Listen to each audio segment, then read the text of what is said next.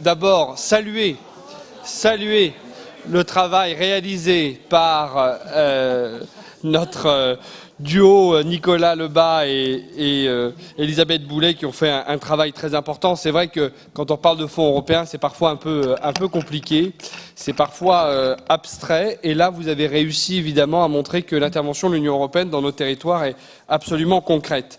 On voit l'intervention de l'Union européenne dans nos territoires est décisive. Elle permet notamment, je voulais surtout insister sur ce point, réduire nos émissions de gaz à effet de serre sur un certain nombre de priorités. Celle-ci est importante et elle est décisive au niveau national et européen.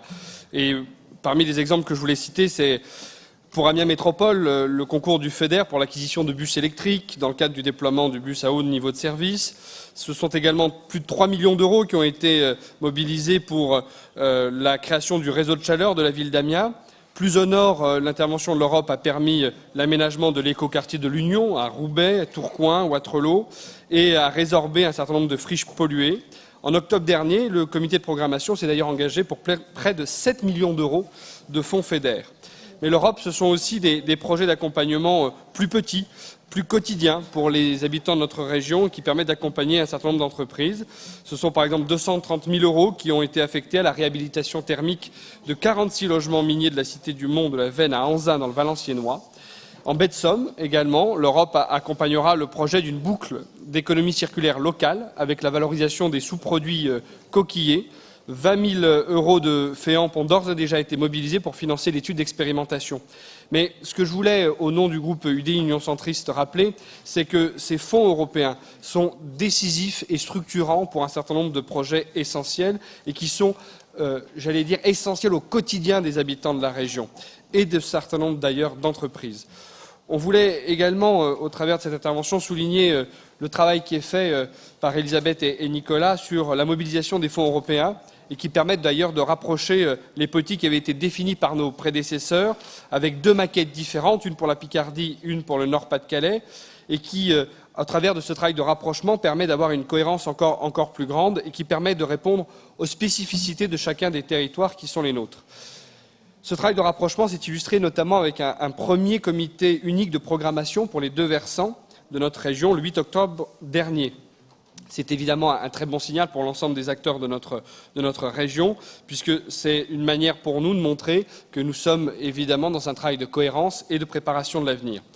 Et c'est sur ce dernier sujet que je souhaitais conclure. Quand nous parlons d'avenir, évidemment, il faut parler de l'après 2020.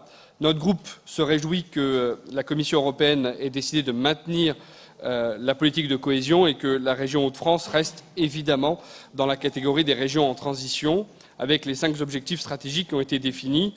Et bien maintenant, nous devons faire en sorte que notre programme opérationnel soit lui aussi défini.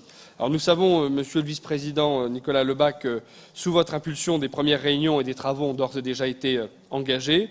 Évidemment, les élus du groupe UDI Union Centriste formulent le souhait que lors de vos prochaines interventions sur les sujets européens, des points d'étape réguliers puissent être réalisés et présentés aux élus, permettant effectivement d'avoir une connaissance la plus aboutie possible sur l'état d'avancement de la réflexion sur l'écriture du futur programme opérationnel.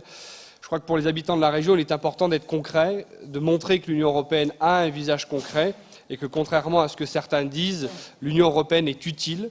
Elle est utile parce qu'elle permet de répondre à des ambitions légitimes de nos territoires, de désenclavement, d'ambition. Et sur les sujets que je viens d'évoquer, notamment sur le développement durable, l'Union européenne a un rôle essentiel, c'est la mise en cohérence des actions à l'échelle de notre continent.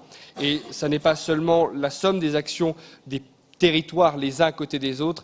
Ce qui est fort et ce qui est vraiment utile avec l'Union européenne, c'est cette coordination globale et ces effets de levier qu'elle permet. Et c'est ça l'Union européenne et il faut le souligner. Merci.